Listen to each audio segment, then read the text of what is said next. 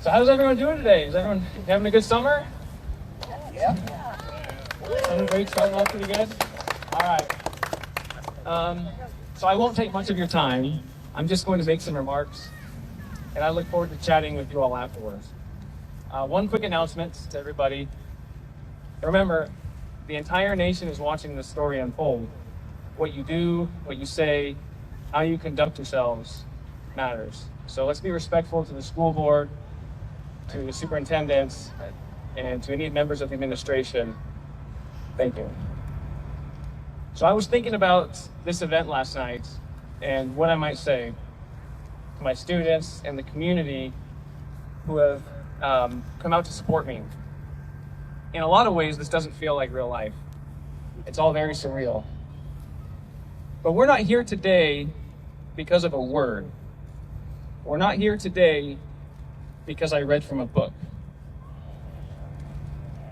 I hope you can see that this is much bigger than all of that. It's much bigger than you or me. We are here because of the truth. What brought you here today to stand alongside me is the truth. And because we are standing for the truth, we stand on sacred ground. And it is my privilege and the honor of my life to be here with you. You haven't given up, and I can promise you, neither will I. You're fighting for me, and I'm going to fight for you. Let's think about what's really at stake, shall we? Yes, I read a passage from a book that included a naughty word. I violated a standard that the forces which govern our culture says is grounds to have your life ruined. All for reading a book as written. But I want to say one thing. Once we get comfortable hiding one word, it becomes easier to hide and censor whole ideas and entire stories. Listen, this is about whether or not we believe that the real purpose of education is to tell the truth. And here's truth number one. Reading from a book doesn't make you a racist.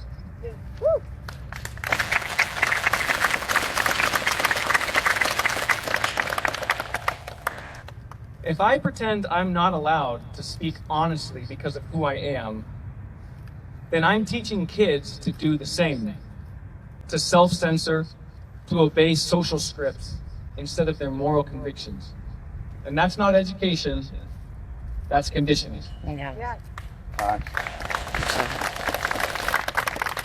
Every student deserves the dignity of an honest education because that's the only one worth having. You know, a lot of people have been asking me with all of this, how are you doing? How are you handling things? Are you stressed? And some of you may know this about me, some of you may not. But I'm a Christian. And what does that mean exactly? It means I believe that Jesus Christ is the Son of the living God, that he was born, he lived a perfect, sinless life, he died and he rose again, that whoever lives for him shall not perish but have eternal life. Jesus is my Lord and my King, and none of us is going to live forever. And the question about where you spend your eternity depends on this question. But because of my faith, I know that God is in control of everything, so I find great peace because I believe that all of this happened for a reason so that a mighty work of God could be displayed. And all truth is God's truth. You being here means that you care about the truth. But this means nothing unless you have the courage to speak the truth. And by being here today, you have displayed courage. And I mean that. It takes courage to come out here, to stand for something that you believe in. We are living in a world that is deprived of courage. Yeah. We're living in a world where men and women have remained silent about the truth. Look at some of the results of this. The same biological boy defeated a girl from our school 2 years in a row at the state track and field championships. 2 years in a row losing to the same boy, and the adults in charge said nothing. And what's worse is that those who disagreed did so quietly and abandoned the issue altogether. It takes courage to speak the truth. So here's truth number 2. You are fearfully and wonderfully made the way God made you. Yes. That's right.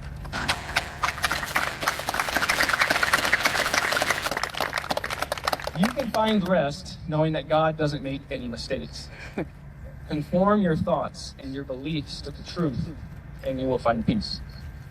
And I want to repeat that what's at stake here is our ability to speak the truth and to think critically about the difficult ideas facing our society. The question is not to ignore them. Rather, that the answer is not to ignore them. The answer is this. We need to not just quietly agree or disagree. We need to drag these ideas out of the darkness into the light where they belong, so we can examine them, so we can wrestle with them, and ultimately understand what they mean. So I leave you with one final homework assignment. It's summer. I want you to find a quiet place. No phone, no music, just a pen and a piece of paper. And answer this question. Who in my life is guiding me out of love? And who is controlling me out of fear? And do I know the difference? Don't turn it in. Don't tell anybody. Just be honest. Why? Because the answer to this question reveals whether you are becoming who you are, or it reveals who someone else needs you to be. It forces you to separate love from control and wisdom from manipulation. And until you can do that, you'll never know if your choices are truly your own. Your job isn't to rebel against everybody. Your job is to wake up, figure out who actually loves you, and to tell the truth. And then decide who you want to become. That's how freedom starts, not with anger, but with clarity and truth. Thank you.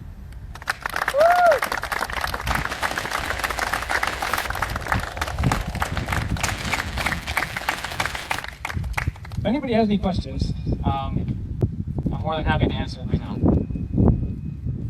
Mr. Mastronardi, to clarify, are you a Spanish teacher? That is correct. I'm a Spanish teacher. Listen out. Okay, so for the To Kill a Mockingbird novel, what kind of mindset went into reading that novel in Spanish class? Yeah, that's a great question. A lot of people are asking that, but I would say it came from a student-initiated question about the book, and it was a very thought-provoking question that, just as a professional, I felt it was necessary to address it. And so we had a discussion about historical context, the intent of the written word, and why everybody should be able to engage with the book honestly. Nobody should have to skip over a word if they want to read a book. How did it correlate to Spanish class? Well, I'm a language teacher, right? So context is extremely important for effective communication. But beyond that, as an educator, my primary job, even before teaching Spanish, is to help my students think correctly about the world and to help them think critically. So I thought it was a worthy endeavor to help them think critically and facilitate just a thought-provoking conversation, which will ultimately help them know more about themselves, form better opinions, and so that's what I would say. Can you just go back for our viewers that are going to be learning this for the first time tonight, just the timeline of kind of when all this started? Yeah. So this all happened on April 17th, the To Kill a Mockingbird incident, and the following week I received a verbal reprimand from the principal, and then things just kind of felt like an avalanche from there. I was told I'm not going to have my contract renewed, and I've been following and respecting due process this entire time. to no avail. The union has actively resisted me this entire time, and I've had a couple meetings back and forth with the superintendent, who's still recommending me for non-renewal, and they have not given me real specifics, right? Except this. For parents at home that are concerned about you saying that word in the classroom, I mean, what do you want them to know? Well, no parents have contacted me at all that they were concerned, and so I'd like to see that. But I would just say we can't run from history or words that make us uncomfortable. We have to confront them head on. So, because there's ideas that are still echoing today, and we have to understand what they mean, and we can't be afraid to wrestle with them. And so we have to respect the author's intent. She wrote every word to make us feel something, and we distance ourselves from that when we decide to skip over words. Yeah, so that meeting is next Wednesday now. So, I mean, tonight this will go on the news. And what's your plan between now and the meeting? And what do you hope for that meeting next week? So I'm praying for reconciliation with the district. I want to make that clear. I don't hate anybody. I have great respect for the administration, and I'm trying to reconcile. And so I'm praying that the district, they still have time to make the right decision on this. And, this show of support, it means everything to me. I feel unworthy of it, but we're going to keep fighting and standing up for what's right. Mr. Mastronardi, I would like to know if the district consider you to be a racist because you were reading from the book, and so therefore your character is something that they don't want a part of, and that not to renew because of your teacher's skills or character. I'm not quite understanding the correlation. Thank you. I don't see it as either. It doesn't make any sense. I received the verbal warning, and then all of a sudden I'm losing my job. And I have no previous disciplinary actions against me. I have passed every teaching evaluation, and so it makes no sense. But, you bring up a good point. I think I violated the standard that certain secular ideologies have imposed upon the public school system. Are they in the West Valley School District policy? No, there's no West Valley School District policy that says you cannot read this word out of a book. None whatsoever. Mr. Mastronardi, at the time, were there any African American students in your class? If so, do you think that would have made them uncomfortable or comfortable? I did have one black student in my classroom, and he actually really appreciated the lesson. He came up to me multiple times over several days telling me, I don't think you're a racist because you read from the book. We're trying to teach us an important message about context. We're going to repeat the histories of the past if we don't learn from it. And so he actually really appreciated it. How long has that book been a part of the curriculum? Are you aware? Decades as far as I'm aware. When y'all were popcorn reading, were your students comfortable with reading that passage? So the way it came about was because a student had asked me a question about whether or not if I was to read the book To Kill a Mockingbird, would I read the word aloud? If I was reading the book. And I said, yes, of course I would read every word for all the reasons I just explained about context. And in that moment, a young man who is one of my favorite students, by the way, handed me the book and said, okay, do it. And so I read the passage to display for these students that they don't have to be afraid to read a book. And we talked about context. I told them that to use this word in a discriminatory way would be wrong and despicable, but you can engage with literature honestly. And so that was an important lesson. And I've since received messages from students that they really appreciated it and that it was a breath of fresh air. What are some of the negative impacts that this has had on you? I heard you had a death threat recently. Yeah, some comments on social media. Yes, but I don't really take those that serious because I know those are all cowards. Are there other negative impacts that this has had on you? It's just been hard on my family. Just the mental stress of it all. It's pretty overwhelming to see yourself in the media, and it makes you feel very vulnerable because you don't know what type of lies to, say about you. Let's say if either you do get your job back or you teach somewhere elsewhere for the next school year, if you ever read this book aloud again, what's your plan moving forward? Yeah, I don't know. I'm taking this one day at a time, so like I said earlier, God is in control. He shuts doors, he opens doors. And so I don't know. Would you read that word aloud again, or would you not? If I was teaching To Kill a Mockingbird, yes, I would read the book again. Mr. Mastronardi, in light of Juneteenth today as well, are you aware of the impact slavery had on our country and on African Americans at all? Yes, absolutely. And I'm glad you brought up Juneteenth. I thought, I figured somebody would, and I thought it was perfectly appropriate to bring this up. Well, sorry, following up from that, if you're aware of that.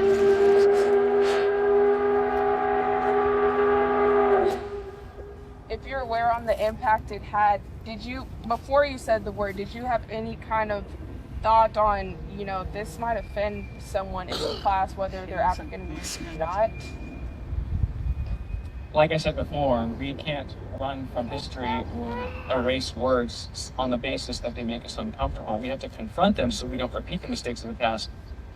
Our President Barack Obama tweeted this morning, "On Juneteenth, we celebrate freedom and recommit ourselves to the work that remains undone. We remember that even in darkest hours, there is cause to hope for tomorrow's light."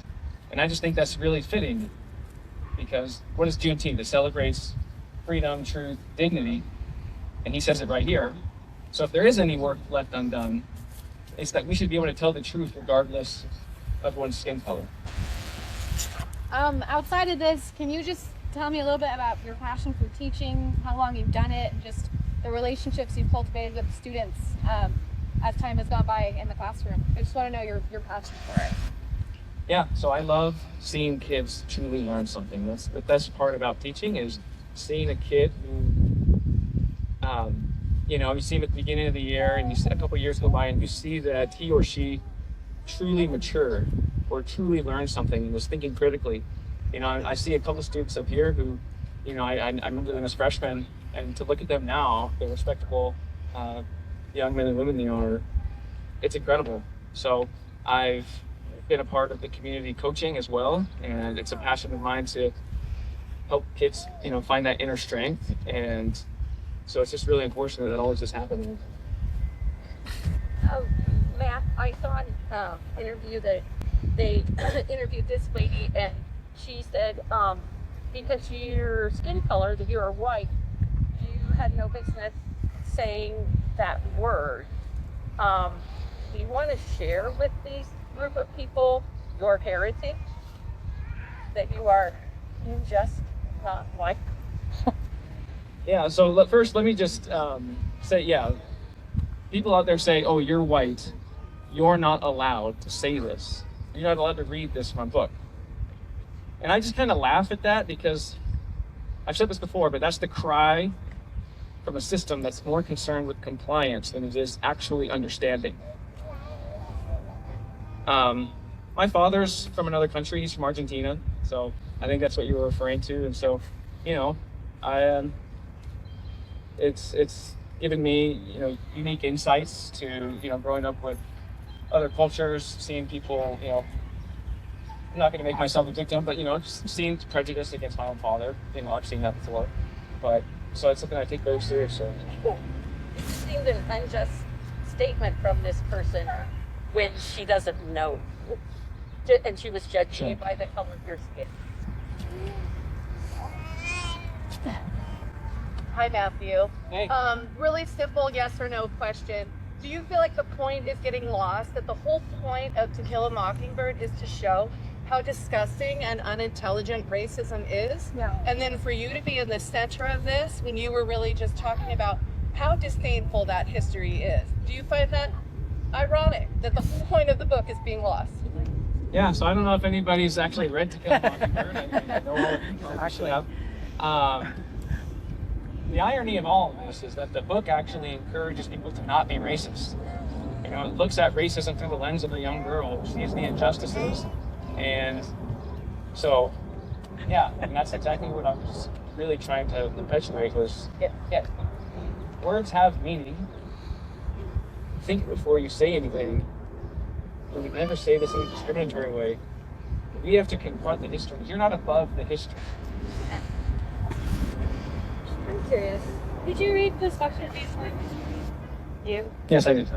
Do you have any reaction or reflection to, I'm not sure if that's what she was reading, to the Jamie Stacey's Can you repeat her question? We can't hear. Center on whiteness. Yeah, I don't even know what she means by that. That seems like a meaningless statement. It's just, why are we so hyper-focused on somebody's skin color? We should be focusing more on understanding. And if I remember correctly, Martin Luther King said that it's the content of our character, not the color of our skin.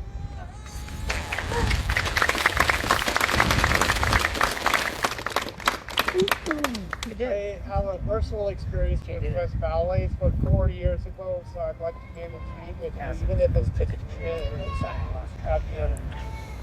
Thank you. Well, Matthew, how long have you been teaching at West Valley? Just have the timeline. Yeah, so this is my 3rd year. I just finished 3 years. And have you lived in Spokane for a long time? Yeah, I grew up here. Okay. Yeah.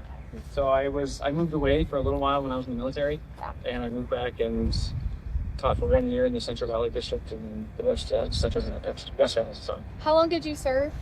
for 4 years. 4 years. Oh, thank you. Looking back, you kind of answered this already, but looking back, do you have absolutely no regrets for saying it, or do you kind of wish, my students kind of would have just seen it with their own eyes and understood that word was told to that character? What are your regrets? None or some? I have no regrets. I don't hear anybody talk about our freedom of speech. I mean, you shouldn't be able to impinge on the freedom of speech at all. And to allow somebody to say you can't say this and you can't say that leads to a snowball of, well, it's a bad analogy, but anyway, what next can't we say? It's ridiculous. Yeah, that's a good point. Thomas Paine said that freedom of speech can only be supported by a population who's willing to exhaust themselves to support it. And so, I think something like this, freedom of speech is not just handed over to you. It needs to be seized, it needs to be taken, and it needs to be protected. So has To Kill a Mockingbird ever been in the Spanish curriculum before? Like in your last 2 years of teaching, or in the future will it be? Or at the high school? No, it's not in my Spanish curriculum per se, but I want to dispel the meaning that a teacher can't talk about anything besides his or her subject matter. These kids up here are really smart, they're really inquisitive, and they have deep questions about life. Yeah. So I'm not just going to, if a kid asks me a thought-provoking question, I'm not going to say, oh, sorry, this isn't about Spanish, let's get back, right? That's ridiculous. Yeah, totally No behind teacher you on in that. the West Valley School District would agree with that. So that's it's really a non-issue. It's a waste of time for you to even answer that. Well, thank you all so much for being here. I can't wait to chat with you guys about how your summer's going and what's going on. Thank you. Thank you, everybody. Oh, one more thing. I want to say something to you guys. The older generations like to criticize Gen Z for being addicted to their phones, for not having any real passions. But you guys have shown a lot of moral courage, and there's a lot more of you who have supported me than are here right now. So I just want to thank you, and I feel unworthy of your support. But seriously, thank you, and this is more bigger than me, and it's really about you guys, and so just keep pursuing truth, and don't let anybody make you feel bad. Find it. Yeah. Done.